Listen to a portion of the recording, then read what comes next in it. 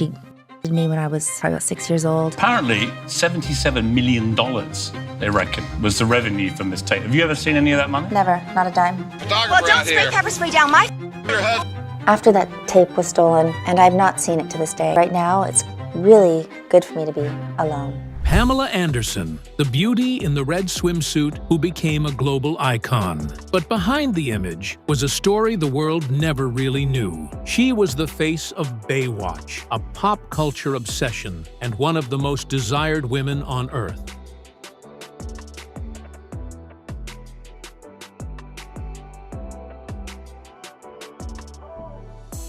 But fame has a dark side. What if everything we thought we knew about her was only the surface?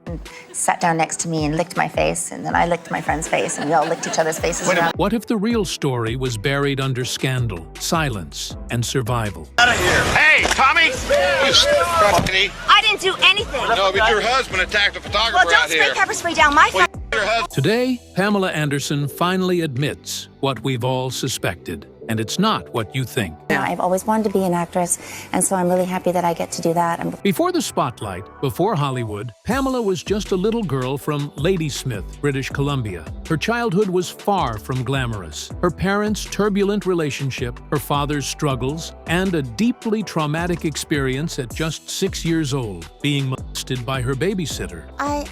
Some things happened to me when I was a child. I had some sexual abuse. My childhood, a babysitter,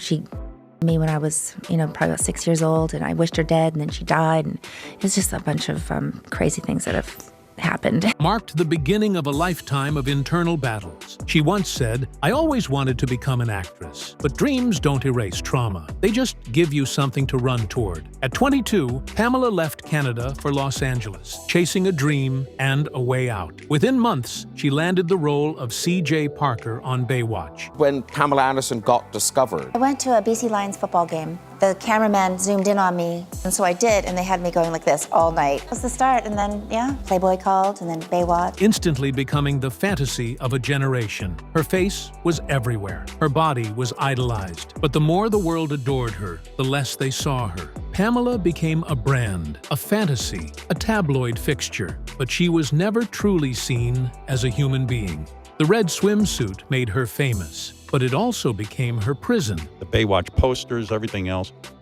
You were a marketable item, and I think everyone saw you that way. I know I had the number 3 selling Mattel toy, like the Barbie, but I didn't get anything from those kind of things. It drives me insane. I mean, why? Why didn't you Or get Amazon Prime, now it streams Baywatch. I don't get anything for that.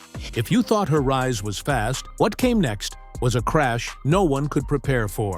Her marriage to rock star Tommy Lee put her back in the headlines, but not for love. Tell me how he wooed you. I had a place called Sanctuary, and I gave everybody a shot of Goldschlager. It was for New Year's. I wanted to leave, and then Tommy chased me to the car. I wanted my number, and my girlfriend's looking at me, no. So I instantly went, of course I'm giving my number. So then we go to a club, and he took the ring off his friend's finger and put it on mine and said, "Do you want to get married?" I said, "Sure." That night? Yes. You married him 96 hours after your first date. Because it took us that long to find a priest. A stolen tape, a private moment turned into public humiliation, made her the face of a scandal that haunted her for decades. I'll kill you. The infamous tape. When it was made, did you know it had been made? Well, we filmed everything. Tommy and I would film everything, and we were naked all the time, so it was never a honeymoon tape. It was just him and I being in love and doing crazy things and filming it silly. It was I've never seen it. I don't want to see it. Apparently, $77 million, they reckon, was the revenue from this tape. Have you ever seen any of that money? Never, not a dime, never. Pamela didn't sell it.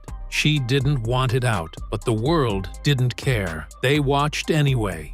She wasn't just exploited, she was blamed. To have a tape viewed by the world. Yeah, it was really devastating. I'm sure this was the biggest reason. It was just accumulated, all this stress. We had a lot of stress. This really did not help our marriage. We just wanted to make sure our family was okay. The damage was done, it's out. After that tape was stolen, but those tapes were not meant for anybody else to see. And I've not seen it to this day. Under the surface of her smile, Pamela was struggling with anxiety, depression, and relentless judgment. Fame promised her everything and gave her nothing real. She battled the pressure to maintain an image she never agreed to play. She said in her documentary, "But now I'm me. I'm more me than I've ever been." But getting there was a war. So I wanted to be the best rock star wife. I wanted to be the best Baywatch, the best Playboy playmate. But now I am me. I'm more me than I've ever been.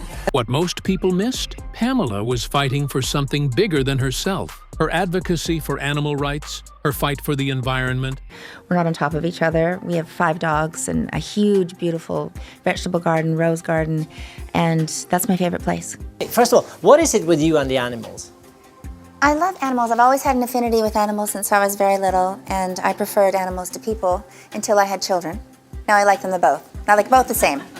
So And- is your home full of animals? Is that... No, I rescue a lot of animals, but I place them in homes. I have 3 now. I have 3 dogs right now.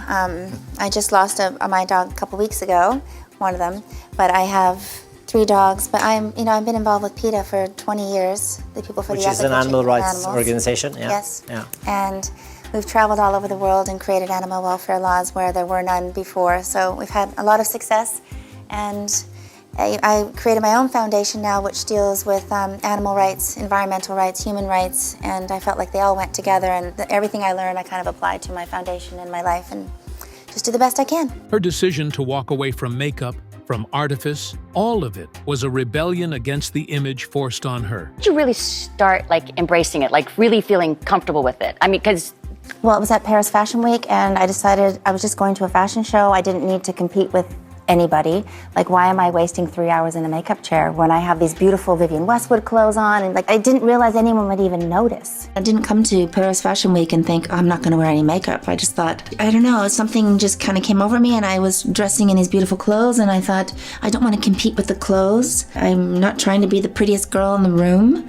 I feel like it's just freedom. It's like a relief. She wasn't just the girl in the red swimsuit anymore. She was raw, real, and finally in control. In her memoir, Love, Pamela, and her Netflix documentary, Pamela, A Love Story, she told the truth on her terms. No filters, no fake smiles. Right now, it's really good for me to be alone. For the first time. I'm usually, people are in and out of my life, or people come into my life, and I thought, the common denominator in all these relationships is me. So I need to work on that. She opened up about the pain, the pressure, and the power of telling her own story.